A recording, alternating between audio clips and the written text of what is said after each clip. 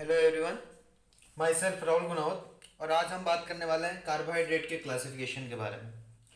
आज का जो हमारा टॉपिक है वो बायोकेमिस्ट्री का कार्बोहाइड्रेट क्लासिफिकेशन के बारे में बात करेंगे। तो जनरली कार्बोहाइड्रेट की अगर बात की जाए तो कार्बोहाइड्रेट को तीन तरह की सब क्लासेस के अंदर डिवाइड किया गया है। एक मोनोसेक्राइड, एक सेकंड ओलिगोसेक्राइड और एक पॉलीसेक्राइड। नाम से पता चल रहा है इनका कि मोनो है मतलब एक है, ओलिगो है मतलब दो से ज़्यादा है, और पोली है मतलब 10 से ज़्यादा है। अगर मोनोसेक्राइड के अंदर क्या होता है, सेक्राइड मतलब होता है कोई भी किसी भी तरह के शुगर के मॉलिक्यूल्स हैं। जो मोनो मतलब एक शुगर के मॉलिक्यूल्स अगर आपस में अटैच है तो मोनोसेक्राइड का फॉर्मेशन करता है। अगर दो और दो से लेके 10 तक जो मोनोसेक्राइड के जो मॉलिक्यूल्स है वो आपस में अटैच होते हैं ग्लाइकोसिडिक बॉन्ड के द्वारा, वो पॉलीसेक्राइड का फॉर्मेशन करते हैं। करेक्ट। और 10 से ज़्यादा जो एक मोनोसेक्राइड यूनिट होती है जो ग्लाइकोसिडिक की हेल्प से आपस में कंबाइन होती है तो वो एक पॉलीसेक्राइड का फॉर्मेशन कर देती है। फिर अगेन मोनोसेक्राइड को दो तरह की सब क्लासेस के अंदर डिवाइड किया गया है। एक कार्बन के नंबर के बेसिस पे, एक फंक्शन ग्रुप के बेसिस पे। करेक्ट। कार्बन की अगर बात की जाए तो अगर मान लो 3 कार्बन है तो ट्रायोज, 4 कार्बन है तो टेट्रोज, 5 कार्बन है तो पेंटोज, 6 कार्बन है तो हेक्सोस और 7 कार्बन है तो हेप्टोस। कार्बन के बेसिस पे मोनोसेक्राइड की यूनिट को डिवाइड किया गया है।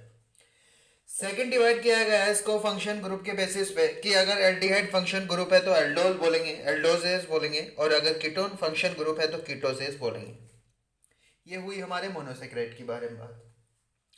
ऑलीसेक्राइड के अंदर दो से लेके 10 तक के जो मोनोसेक्राइड यूनिट है आपस में कनेक्ट होती है ग्लाइकोसिडिक बॉन्ड से, तो एक ओलिगोसेक्राइड का फॉर्मेशन कर देती है। अगर दो मोनोसेक्राइड यूनिट आपस में कनेक्टेड होती है तो डाइसेक्राइड बोलेंगे, 3 अगर है तो ट्राइसेक्राइड, 4 है तो टेट्रासेक्राइड, ऐसे ऐसे 5 है तो पेंटासेक्राइड, 6 है तो हेक्सा, 7 है तो हेप्टा, 8 है तो ऑक्टा सेक्राइड, 9 है तो नोना हेक्राइड, और ऐसे ही 10 है तो डेका सेक्राइड फॉर्मेशन कर देगी। उसके बाद में पॉलीसेक्राइड की बात की जाए तो 10 से ज़्यादा जो मोनोसेक्राइड यूनिट है आपस में ग्लाइकोसिडिक बॉन्ड की हेल्प से आपस में कनेक्टेड होती है तो पॉलीसेक्राइड का फॉर्मेशन कर देती है। अगर सेम तरह के मोनोसेक्राइड यूनिट आपस में कनेक्टेड होती है तो होमो पॉलीसेक्राइड, होमो का मतलब यही है कि सेम, हेट्रो का मतलब है डिफरेंट। बट अगर डिफरेंट तरह के जो मोनोसेक्राइड आपस में कनेक्ट होते हैं तो हेट्रो पॉलीसेक्राइड का फॉर्मेशन करते हैं। अब ये तो हुई एक कि जनरली होते क्या है, अब इनको बारीकी से एक एक को पढ़ेंगे। पहले सबसे पहले मैं मोनोसेक्राइड को क्लासिफाई करूंगा, फिर ओलिगोसेक्राइड को, लास्ट में पॉलीसेक्राइड को बात करते हैं। तो आ जाते हैं मोनोसेक्राइड पे। तो मोनोसेक्राइड सबसे पहले कार्बन के बेसिस पे डिवाइड किया गया है उसकी क्लास को। एक अगर 3 कार्बन है तो ट्रायोस, 4 है तो ट्रेट्रोस, 5 है तो पेंटोस, 6 है तो हेक्सोस। और जो ट्रायोज है इसका एग्जाम्पल है, बेस्ट एग्जाम्पल है ग्लिसरॉल्डिहाइड और डिहाइड्रोक्सी एसीटोन। ग्लिसरॉल्डिहाइड आपको पता होगा कि जब लियो डेक्स्ट्रो जो पढ़ा जाता है वो इसी के बेसिस पे डिवाइड किया जाता है यार। अगर 4 कार्बन है टेट्रोज है, टेट्रोज का एग्जाम्पल है वो एरिथ्रोज है, ये भी इंपॉर्टेंट है। 5 कार्बन वाला भी बहुत इंपॉर्टेंट है, ये राइबोस, डिऑक्सी राइबोस, जाइलोस और राइबुलोस और जाइलुलोस आता है जनरली इसके अंदर। जब आप न्यूक्लिक एसिड पढ़ते हो डीएनए एंड आरएनए, तो वहां पे आरएनए के अंदर राइबोस शुगर प्रेजेंट होती है और डीएनए के अंदर डीऑक्सी राइबोस शुगर प्रेजेंट होती है। तो वो जो राइबोस शुगर होती है वो 5 कार्बन की होती है, मतलब वो पेंटोज होती है और वो एक मोनोसेक्राइड है। और जो डीऑक्सी राइबोस जो डीएनए के अंदर पढ़ा जाता है वो ए भी एक 5 कार्बन की पेंटोज शुगर है डी, और इसके अंदर एक ऑक्सीजन की कमी होती है। और हेक्सोस की अगर बात करूँ तो ग्लूकोज, फ्रक्टोज, गैलेक्टोज और मैनोज ये इसी के एग्जाम्पल है। और जब अपन आइसोमर पढ़ते हैं तो आइसोमर के अंदर पढ़ते हैं एक जो हेक्स जो मतलब ग्लूकोज और जो फ्रक्टोज है वो दोनों आपस में एक दूसरे के आइसोमर है। वो जब एंजाइम की जो क्लासेस पढ़ी जाती है लास्ट में तो वहां पे भी पढ़ा जाता है। जो मैं जब एंजाइम बताऊंगा तो वहां पे मैं चीजें बताऊंगा। उसके बाद में फंक्शन ग्रुप के बेसिस पे बात कर रहा था। अगर फंक्शन ग्रुप एल्डिहाइड है तो एल्डोल, अगर कीटोन है तो कीटोजेस बोलेंगे उसको। करेक्ट। तो अगर अगर फंक्शन ग्रुप मैंने कहा कि एल्डिहाइड है तो एल्डोलेस, और अगर फंक्शन ग्रुप कीटोन है तो कीटोजेस। मतलब एल्डिहाइड है मतलब ग्लिसरो एल्डिहाइड है मतलब सीएचओ ग्रुप प्रेजेंट होगा। तो जैसे एग्जाम्पल की अगर बात करूं तो ग्लूकोज हुआ, गैलेक्टोज हुआ, मैनोज हुआ, राइबोज हुआ, जाइलुलोज हुआ, ये सारे के सारे हैं, ये सारे के सारे एल्डिहाइड डेरिवेटिव है, मतलब इनको एल्डोज बोलेंगे। करेक्ट। अब सेकंड है कि जिसके अंदर कीटोन ग्रुप प्रेजेंट होता है, ऐसे मोनोसेक्राइड जिसके अंदर ketone group function group present होता है, उसके बेसिस पे इसको कीटोजेज बोलते हैं। इनको याद करने का एक ट्रिक है, यू यू से याद करेंगे। इनको याद करेंगे यू से, यू लिख दिया है मैंने यहाँ पे, यू से मतलब फ्रक्टोस, राइबुलोस, जाइलोस, स्यूडोहेप्टुलोस, डिहाइड्रोक्सी एसीटोन। मतलब कहने का मतलब फ्रक यू, इसके अंदर भी फ्रक्टोज के अंदर यू है, राइबुलोज के अंदर भी यू है, जाइलुलोज के अंदर भी यू है, स्यूडोहेप्टुलोज के भी अंदर भी यू है। मतलब यू वाले सारे के सारे कीटोन डेरिवेटिव है। करेक्ट। और देखो राइबुलोज है वो तो कीटोन डेरिवेटिव है, जब सिंपल राइबोज है वो एल्डोल डेरिवेटिव है। जाइलुलोज है वो कीटोन डेरिवेटिव है, बट जाइलोज है वो एक एल्डिहाइड डेरिवेटिव है। करेक्ट। और ऐसे ही है। उसके बाद में डिहाइड्रोक्सी एसीटोन नाम से पता चल रहा है कि एसीटोन मतलब group on present, ketone group present है रहा है, कीटोन प्रेफिक्स और सफिक्स देखा जाता है ना, तो वहां पे है ऑन लग रहा है मतलब इसका, तो ये एक ये भी एक कीटोन डेरिवेटिव है। अब ये हमारी मोनोसेक्राइड की बात हो गई। अब मैं बात करूंगा ओलिसेक्राइड के बारे में। तो जो ओलिसेक्राइड है ये मोनोसेक्राइड की जो यूनिट होती है 2 से लेके 10 तक उस पर डिपेंड करता है, और वह आपस में ग्लाइकोसिडिक बॉन्ड से अटैच होती है। और मैंने कहा था कि अगर 2 मोनोसेक्राइड यूनिट आपस में ग्लाइकोसिडिक बॉन्ड से अटैच होती है तो उसको डाइसेक्राइड बोला जाता है। अगर 3 अटैच होती है तो ट्राइसेक्राइड बोला जाता है। अगर 4 अटैच होती है तो टेट्रासेक्राइड बोला जाता है। अगर 5 अटैच है तो पेंटासेक्राइड बोला जाता है। और 6 अटैच है तो हेक्सासेक्राइड बोला जाता है। 7 अटैच है तो हेप्टासेक्राइड बोला जाता है। 8 अटैच है तो ऑक्टाहेड्राइड बोला जाता है। 9 है तो नोना सेक्राइड बोला जाता है। और 10 है तो डेका सेक्राइड बोला जाता है। ओलिगोसेक्राइड की बात हो गई। अब सबसे पहले मैं बात करूंगा इसके अंदर डाइसेक्राइड के बारे में। तो डाइसेक्राइड की अगर बात की जाए तो डाइसेक्राइड के अंदर 2 मोनोसेक्राइड यूनिट आपस में कनेक्ट होती है, और वो सेम भी हो सकती है, डिफरेंट यूनिट भी हो सकती है। आपस में ग्लाइकोसिडिक बॉन्ड प्रेजेंट होता है। इसके एग्जाम्पल को अपन मसाला से याद करेंगे। मसाला मतलब मसाला, म से मतलब माल्टोज, सा मतलब सुक्रोज, और ला मतलब लैक्टोज। अगर माल्टोज का हाइड्रोलाइसिस होता है तो वो 2 तरह की सब यूनिट में डिवाइड होता है, ग्लूकोज ग्लूकोज में। अगर सेक्रोज का हाइड्रोलाइसिस होता है तो ग्लूकोज फ्रक्टोज में ये होता है, फॉर्मेशन करता है। और लैक्टोज की अगर बात की जाए, अगर इसका हाइड्रोलाइसिस होता है तो ये ब्रेक डाउन हो जाता है ग्लूकोज और गैलेक्टोज में। करेक्ट।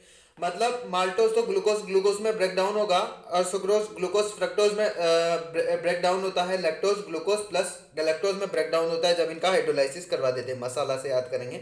मसाला है वो डाइसेक्राइड है सारे के सारे। इसके लिए एक ट्रिक भी है, शुक्रिया जीएफ, मतलब शुक्रिया करो गर्लफ्रेंड का। करेक्ट। मतलब जो सुक्रोज है वो उसके अंदर, वो किसके अंदर ब्रेक डाउन होता है, ग्लूकोज और फ्रक्टोज के अंदर, जीएफ है ना। सुक्रोज मतलब ग्लूकोज और फ्रक्टोज। और कुछ अदर एग्जाम्पल भी पढ़ते हैं इसके अंदर, लैक्टुलोज और सुक्रोलोज, जो अपन आगे जाके पढ़ेंगे कि इनकी जो कैटेगरी है, जो रिड्यूसिंग और नॉन रिड्यूसिंग, उसके बेसिस पे जो नॉन रिड्यूसिंग के एग्जाम्पल है वहाँ पे पढ़ूंगा मैं। तो इसके तो वहाँ वो बात की बात है। पहले मैं यहाँ पे बता देता हूँ कि लैक्टुलोज और सुक्रोलोज है, ये भी इसके एग्जाम्पल है डाइसेक्राइड के। करेक्ट।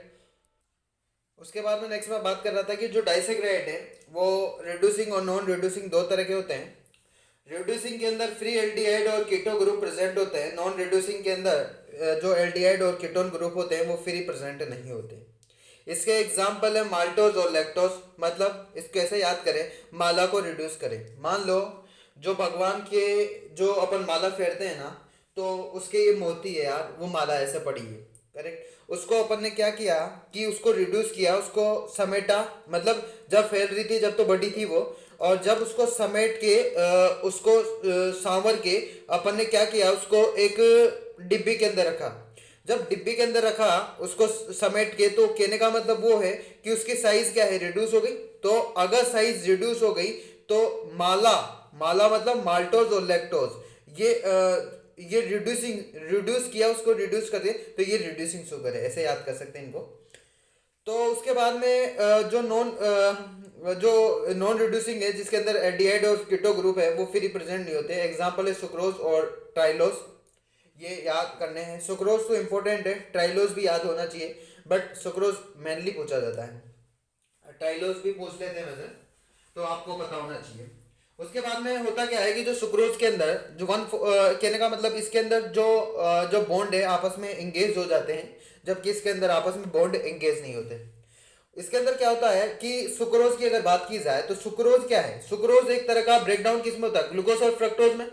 तो जब ग्लूकोज का एल्डिहाइड ग्रुप और जो फ्रक्टोज का जो कीटो ग्रुप है फर्स्ट और सेकंड पोजीशन पे वो आपस में बॉन्ड होता है, तो वो बॉन्ड आपस में इंगेज हो जाता है, करेक्ट। इसकी वजह से उसके अंदर जो ग्रुप है एल्डिहाइड और जो कीटो ग्रुप वो फ्री प्रेजेंट नहीं होता, बट ऐसा यहाँ नहीं होता। माल्टोज का जब स्ट्रक्चर देते हैं तो माल्टोज ग्लूकोज और ग्लूकोज में डिवाइड होता है, दो तरह की मतलब ब्रेकडाउन होता है ग्लूकोज और ग्लूकोज में। तो जब ग्लूकोज और ग्लूकोज में ब्रेकडाउन होता है तो ग्लूकोज का जो मतलब कहने का मतलब फर्स्ट पोजीशन का एल्डिहाइड और फोर्थ पोजीशन का कीटो ग्रुप आपस में बॉन्ड होता है, तो वो आपस में इंगेज नहीं होता, करेक्ट। मतलब फर्स्ट और सेकंड पोजीशन तो फ्री हो गई ना यार, तो इसलिए वहां एल्डिहाइड और जो कीटो ग्रुप है वो फ्री प्रेजेंट होते हैं, बट ऐसा यहाँ पे नहीं होता। और ये सारी के चीजें जब भी समझ में आएगी जब अपन डिटेल में इनके स्ट्रक्चर से मैं बताऊंगा कि किस तरह से रिड्यूसिंग होता है और किस तरह से नॉन रिड्यूसिंग होता है। उसके लिए भी मैं सेपरेट वीडियो बनाऊंगा और वहां पे मैं डायग्राम से इनके जो स्ट्रक्चर है वो स्ट्रक्चर बना के एक्सप्लेन करूंगा, ढंग से एक्सप्लेन करूंगा। उसके बाद में पॉलीसेकेराइड की अगर बात की जाए तो पॉलीसेकेराइड को ग्लाइकेन भी बोलते हैं, वाई आ रहा है मतलब ग्लाइकेन, करेक्ट, इसको ग्लाइकेन भी बोलते हैं। और ये मैंने कहा कि पॉलीसेकेराइड क्या होता है, मतलब 10 से ज्यादा जो मोनोसेकेराइड यूनिट है आपस में ग्लाइकोसिडिक बॉन्ड से की हेल्प से आपस में कनेक्टेड होती है, तो उसको पॉलीसेकेराइड बोला जाता है। अगर वो एक सिंपल लाइन की फॉर्म में प्रेजेंट है तो लीनियर, अगर वो ब्रांच की फॉर्म में है तो उसको ब्रांच बोला जाता है। और कहने का मतलब ये है कि अगर ये सेम है तो होमोपॉलीसेकेराइड, अगर डिफरेंट मोनोसेकेराइड यूनिट आपस में कनेक्टेड होती है तो उसको बोला जाता है हेट्रोपॉलीसेकेराइड। अब वन बाय वन बात करते हैं होमोपॉलीसेकेराइड और हेट्रोपॉलीसेकेराइड के बारे में। अगर होमोपॉलीसेकेराइड की अगर बात की जाए तो जिस तरह से मैंने वहाँ पे जो पॉलीसेकेराइड को ग्लाइकेन बोला था उसी प्रकार होमोपॉलीसेकेराइड को होमोग्लाइकेन बोलते हैं और हेट्रो को हेट्रोग्लाइकेन बोलते हैं, करेक्ट। तो उस होमोपॉलीसेकेराइड के अंदर सिंगल तरह के मोनोसेकेराइड यूनिट आपस में प्रेजेंट होती है सेम। अगर मान लो कि जो ग्लूकोज की बहुत सारे तरह की यूनिट आपस में ये हैं मतलब पॉलीसेकेराइड का फॉर्मेशन करती है तो उसको ग्लूकोनेस और ग्लूकोनेस बोलते हैं, करेक्ट। अगर बहुत सारे तरह की फ्रक्टोज यूनिट आपस में अगर अटैच है एक ग्लाइकोसिडिक बॉन्ड से सेम तरह की फ्रक्टोज यूनिट, तो वो उसको बोलते हैं अपन फ्रक्टोसेंस, करेक्ट। अब इसके कुछ एग्जाम्पल हैं, जैसे स्टार्च एग्जाम्पल है, स्टार्च अमाइलोज और अमाइलोपेक्टिन में ये होता है। और इनका जो डिफरेंस अमाइलोज और अमाइलोपेक्टिन का ये एक इम्पोर्टेंट है, तो ये आप देख लीजिएगा। और जब मैं वीडियो बनाऊंगा तो इस वीडियो के डिस्क्रिप्शन में मैं उसका भी लेके दे दूंगा, तो वहाँ से भी आप देख सकते हो। और इसका जो डिफरेंस है वो हो सकता है कि कुछ टाइम बाद में इसका वीडियो बना दूँ और इनका डिफरेंस समझा दूँ, करेक्ट। तो उसके बाद में सब हम बात करते हैं कि डेक्स्ट्रीन के बारे में बात करते हैं। तो और ये जो स्टार्च है ये एक बहुत सारे तरह के जो ग्लूकोज यूनिट है वो उनका मतलब वो आपस में स्टार्च का फॉर्मेशन करती है। कहने का मतलब ये है कि डेक्स्ट्रीन की अगर बात करूँ तो डेक्स्ट्रीन क्या है, एक ब्रेकडाउन प्रोडक्ट है स्टार्च का। ध्यान से सुनिएगा मैं क्या बोलना चाह रहा हूँ।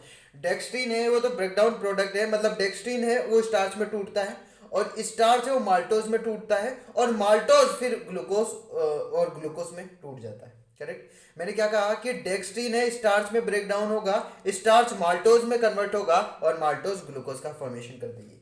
उसके बाद में डेक्स्ट्रेनेज है, इसके अंदर भी बहुत सारे तरह के ग्लूकोज मॉलिक्यूल्स अगर आपस में कंबाइन है तो वो डेक्स्ट्रेन का फॉर्मेशन करते हैं। इंसुलिन की अगर बात की जाए तो फ्रक्टोज बहुत सारे तरह के जो फ्रक्टोज मॉलिक्यूल्स आपस में कंबाइन होते हैं और एक इंसुलिन का फॉर्मेशन कर देते हैं।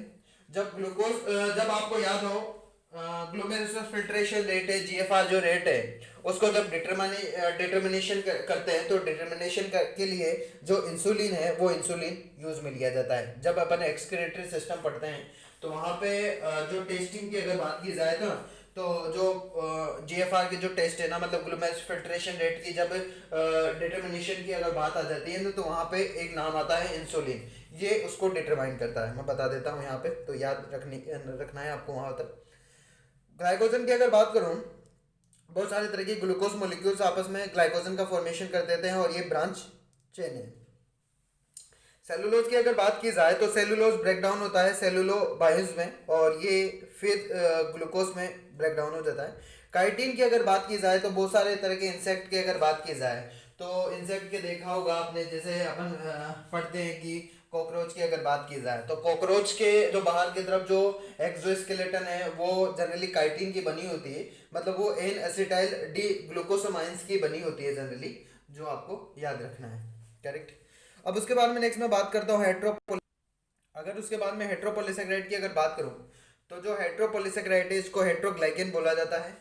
और ये एक इसका अगर बात की जाए, इसके अंदर म्यूकोपोलिसेकेराइड की अगर बात की जाए तो बहुत सारे तरह के, मैंने कभी कहा कि डिफरेंट तरह के जो मोनोसेकेराइड आपस में कंबाइन होते हैं, ग्लाइकोसिडिक बॉन्ड्स हैं, तो वो एक हेट्रोपोलिसेकेराइड का फॉर्मेशन करते हैं। और म्यूकोपोलिसेकेराइड इसके अंदर आता है। और म्यूकोपोलिसेकेराइड की अगर बात की जाए तो उसके अंदर ग्लाइकोसोमाइंस GAG बॉन्ड प्रेजेंट होता है, मतलब अमीनो एसिड और यूरेनिक एसिड का कॉम्बिनेशन है। और इसके कुछ एग्जांपल है, ये याद रखना है आपको, यूरोनिक एसिड हो गया, हिपेरिन हो गया, कॉन्ड्रिन 4 सल्फेट हो गया, और डरमेटिन सल्फेट और क्रेटिन सल्फेट, ये याद रखना है आपको, डरमेटिन सल्फेट, क्रेटिन सल्फेट और कॉन्ड्रोटिन 4 सल्फेट। तो हाइलुरोनिक एसिड और जो हिपेरिक एसिड है ये जनरली म्यूकोपोलिसेकेराइड के अंदर आता है, और म्यूकोपोलिसेकेराइड हेट्रोपोलिसेकेराइड के अंदर आता है, और हेट्रोपोलिसेकेराइड पॉलीसेकेराइड के अंदर आता है, पॉलीसेकेराइड कार्बोहाइड्रेट के अंदर आता है। ये चीज़ें आपको याद रखनी है जनरली। आशा करता हूँ कि ये वीडियो आपको पसंद आया होगा। अगर ऐसा हुआ है तो please like share and subscribe my medicos studio YouTube channels, और इसके जो नोट्स हैं वो अपने Telegram channels medicos studio Telegram channel पर अपलोड कर दूंगा, वहाँ से भी आप जनरली नोट्स देख सकते हो। Thank you.